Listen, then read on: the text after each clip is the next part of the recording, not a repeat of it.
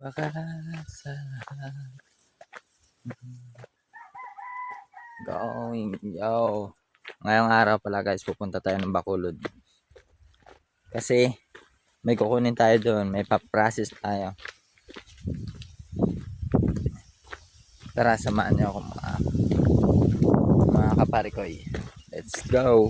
At habang nag-aantay nga ako dito ng series mga kaparikoy, sobrang tagal niyang dumating kasi anong oras ako? 9 o'clock ako nag-aantay dyan, 9:30 na ako nakasakay mga kaparikoy. Ayun, tignan niyo naman, kawala-walang sasakyan dumadaan talaga mga kaparikoy. Kahit ni isang sasakyan man lang na dumadaan, wala kang makita aso marami kasi nanghahabol sila ng mga sasakyan mga kaparikoy. Kitang-kita niyo naman mga kaparikoy, banat na ako diyan sa pag-aantay kasi ilang oras, ilang minuto, ilang minutes, ganyan, ilang kahit ilan ako diyan nag-aantay pa rin ako diyan mga kaparikoy. Ayun, mabuti pa yung aso, marami. Tapos yung mga kaparikoy, habang nag-aantay pala ako diyan mga kaparikoy, paupo-upo lang ako. Tapos tayo na naman ulit.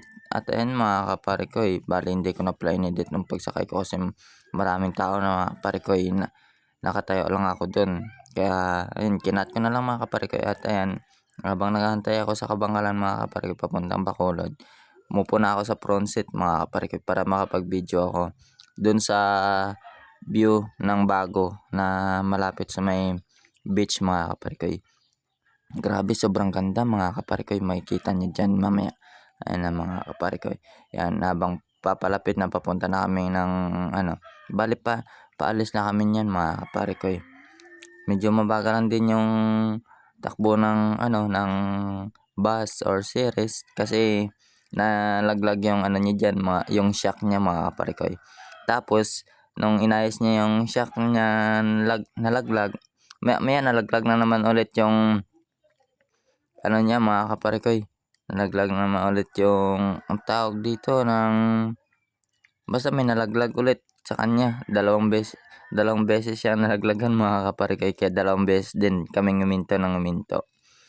Pero okay lang din, ng goods lang din kasi na okay lang din yung namin, yung punta namin Bacolod, safe naman. Tapos kasi medyo mabagal lang din naman yung takbo ng series or bus na sinasakyan namin mga kaparikoy. Ayun, nakakasakit ng ulo mga kaparikoy, nakakasakit ng puwet, sobrang tagal ng biyahe. Anong oras ng biyahe mga kaparikoy? 9, dumating ako doon 11. O 'di ba, 2 oras ka talagang nagbiyahe. Sobrang layo talaga mga kaparikoy, lalo na pupunta ako ng Maynila. Grabe, nakakapagod magbiyahe. Ewan ko na lang ngayon kasi nakakasakit na sa puwet mga kaparikoy, sobrang tagal ng biyahe mo. Sa bus pa lang 'yan, hindi pa sa barko sa barko mag-aantay ka pa ulit. At ayan na mga kaparikoy, bali sa Bago na pala kami mga kaparikoy. Ayan, makikita niyo diyan mga kaparikoy yung view ng beach, ayan Tapos makikita niyo pa yung kabila, yung tawag diyan, baka Dumaguete yata. Ay hindi Dumaguete pala, sakop pala 'yan sa amin sa Negros Occidental. Nang Siquijor yata 'yan mga kaparikoy. Yung may kulay puti. Makikita niyo diyan mga kaparikoy kasi sinom ko 'yan mga kaparikoy. Ayun ayun, 'yun makikita niyo 'yan mga kaparikoy. Sinom ko 'yan mga kaparikoy, kaya kitang-kita 'yan diyan. Grabe yung liwanag ng cellphone ko mga kaparikoy. Sobrang ganda. Sobrang ganda ng cellphone na nabili ko mga kaparikoy kasi makikita yung yung kabilang pulo. Tapos niyan mga kaparikoy, ayun, makikita niyo 'yan mga kaparikoy. Ayun, yun yung kulay puti na 'yan mga kaparikoy. Ewan ko si Kero yata 'yan mga kaparikoy. Ayan, i-edit ko ulit mga kaparikoy. Yan, yun, nakikita niyo ba mga kaparikoy?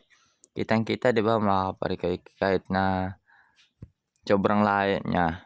Ang ganda ng place dito mga kaparikoy, ganda tambayan, ganyan, kape-kape ka lang diyan sa gilid. Tapos usap-usap, kung saan-saan pumupunta yung pinag-uusapan yung mga kaparikoy.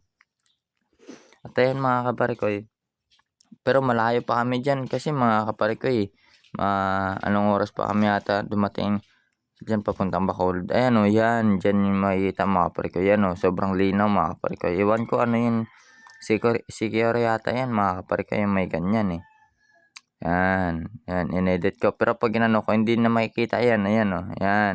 Yan, sobrang layo pala mga kapare ko.